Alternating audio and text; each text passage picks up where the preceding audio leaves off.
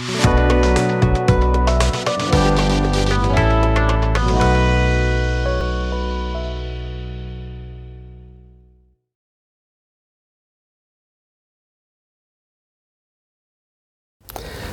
علیکم، افتخار ٹاکس میں خوش آمدید۔ میں ہوں ڈاکٹر افتخار۔ محترم دوستو، ہم نے حال ہی میں اس چینل پر 2 ویڈیوز اپلوڈ کی تھی۔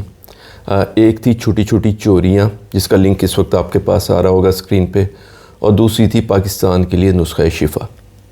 اچھا، ان ویڈیوز میں ہم نے یہ رائے پیش کی تھی کہ پاکستان جیسے غریب اور ڈیفالٹ کے دہانے پر کھڑے ہوئے ملک کے وزراء، منتخب نمائندوں، صوبائی اور وفاقی سیکریٹری حضرات اور مختلف محکموں کے سربراہان اور افسران کے لیے اسٹاف کارز یعنی سرکاری گاڑیوں کی سہولت نہ صرف غیر ضروری ہے، بلکہ ان حالات میں یہ عیاشی، وسائل کے ظالمانہ اور غیر منصفانہ استعمال اور سراسر ناانصافی کی مثال ہے۔ اچھا، ان میں سے اکثر لوگ نہ صرف سرکاری گاڑی کا بے دریغ اور بے دردانہ استعمال کرتے ہیں، بلکہ یہ گاڑیاں ان کا پورا کنبہ استعمال کرتا ہے، جس کا ہرگز کوئی جواز نہیں۔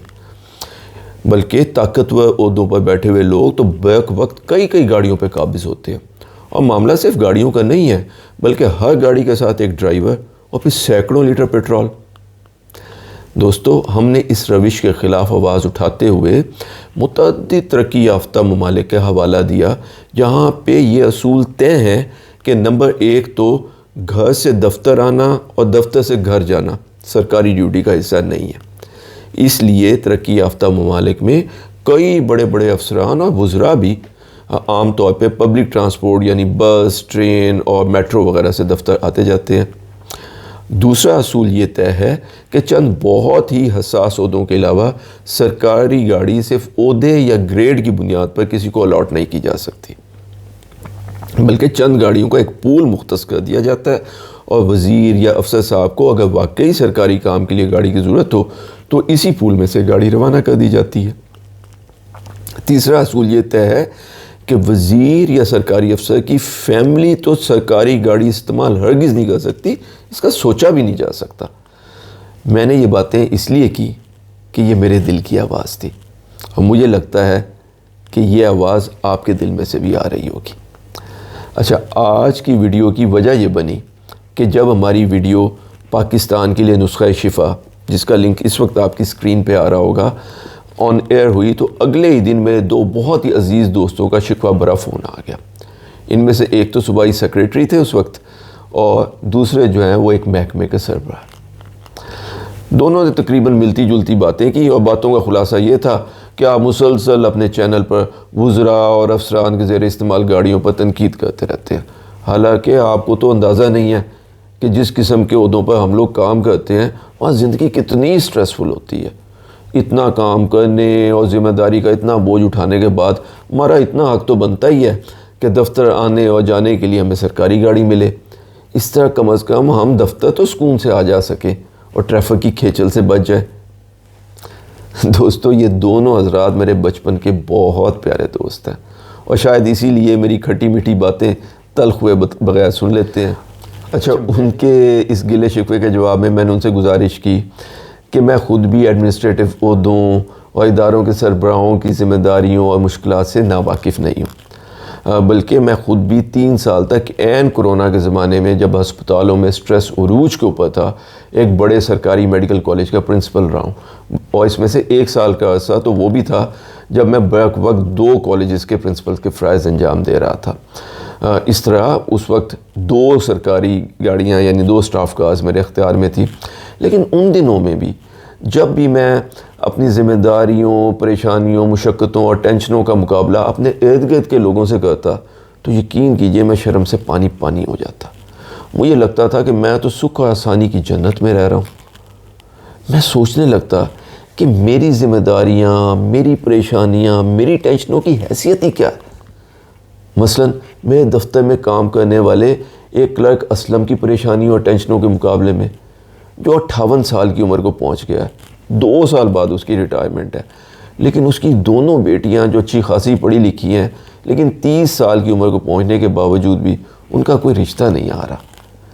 کیونکہ ان کا غریب باپ مطالبے کے مطابق جہیز نہیں دے سکتا۔ اس لیے میں نے اسلم کو ہمیشہ کسی گہری سوچ میں ہی ڈوبا دیکھا. یا پھر غلام نبی کے مقابلے میں غلام نبی کبھی کبھار ہماری مسجد میں نماز پڑھنے آتا ہے. کل وہ بتا رہا تھا کہ اس کی فیکٹری کے مالک نے اسے فارغ کر دیا کیونکہ فیکٹری حکومت کی تباہ کن پالیسیوں اور روز بڑھتے ہوئے ٹیکسوں کی وجہ سے بند ہو گئی ہے. وہ بار بار نماز میں رکعتیں بھول جاتا تھا کیونکہ اس کا دماغ اس سوچ سے نکل ہی نہیں پا رہا تھا کہ اب وہ گھر کے 8 بندوں کا پیٹ کیسے بھرے گا. یا پھر ہمارے محلے کے 38 سالہ ڈاکیے بدر الدین کی پریشانی کے مقابلے میں جو میرے گھر اپنے بیٹے کی میڈیکل رپورٹس مجھے دکھانے آیا اور میرے گلے لگ کے پھوٹ پھوٹ کے رونے لگا کیونکہ ڈاکٹروں نے اسے بتایا تھا کہ اس کے بیٹے کو خون کا کینسر ہے. تب سے وہ دیواروں سے ٹکرے مار مار کے روتا ہے. یا پھر ہمارے گھر میں کام کرنے والی ماسی شمیم کی پریشانی اور ٹینشن کے مقابلے میں جس کا پچھلے 4 مہینے سے مسلسل بجلی اور گیس کا بل اتنا زیادہ آ رہا ہے کہ وہ گھر کا کرایہ ہی ادا نہیں کر سک رہی اور مالک مکان نے اسے گھر خالی کرنے کا کہہ دیا. یا پھر بھٹا مزدور محمد حنیف کی پریشانی کے مقابلے میں جس کو اس کے بھٹا مالک نے دھمکی دی ہے کہ اگر اس نے اپنی جوان سال اور خوبصورت 17 سالہ بیٹی شانوں کو بھٹا مالک کے گھر کام کاج کرنے کے لیے نہ بھیجا تو اسے کام سے نکال دے گا. دوستو مجھے تو یوں لگا کہ اسلم، غلام نبی، بدر الدین، ماسی شمیم اور محمد حنیف کی ذمہ داریوں، پریشانیوں اور ٹینشنوں کے مقابلے میں تو پرنسپل ہو کے بالکل مزے کر رہا ہوں. میری تو ہمت ہی نہیں پڑتی تھی کہ میں ڈرائیور کو کہوں کہ وہ مجھے دفتر سے گھر لے جانے کے لیے میری اسٹاف کار لے آئے کیونکہ میں نے سارا دن دفتر میں بڑا ٹینشن، مشقت، پریشانی اور ذمہ داری والا کام کیا اور اب مجھے ٹریفک کی کھیچل سے آزاد ہو کر ایک شوفر ڈریون کار میں سکون سے گھر جانے کا حق حاصل ہو گیا. مجھے لگا کہ اسلم، غلام نبی، بدر الدین، ماسی شمیم، محمد حنیف یہ سکون کے ان چند لمحوں کے مجھ سے کہیں زیادہ حقدار ہیں. میری رائے میں تو دوستو وزراء، MNAs، MPs اور تمام افسران کو بھی خاص طور پہ کوشش کر کے عام لوگوں کی طرح سفر کرنا چاہیے تاکہ ان کو عام لوگوں کی مشکلات، مسائل اور ٹینشنوں کا کچھ تو احساس ہوتا رہے. کہیں ایسا نہ ہو کہ آرام دہ ایئر کنڈیشن گاڑی کی پچھلی سیٹ پر بیٹھے بیٹھے سانپ کے اندر کا انسان مر ہی جائے اور پھر جب ڈرائیور گاڑی کا پچھلا سیٹ کا دروازہ کھولے تو اندر سے صرف ایک فرعون برآمد ہو. دوستو اگر آپ کو ہماری آج کی یہ ویڈیو پسند آئی ہو تو اس کو لائک کیجئے، ہمارے چینل افتخار ٹاکس کو سبسکرائب کریں اور بیل آئیکن دبانا نہ بھولیے تاکہ ہر نئی ویڈیو آپ کو فوراً موصول ہو جائے. اپنا اور اپنے آس پاس کے لوگوں کا بہت خیال رکھیے، وہ سب بھی انسان ہیں. اللہ ہم سب کا حامی و ناصر ہو. السلام علیکم ورحمۃ اللہ وبرکاتہ.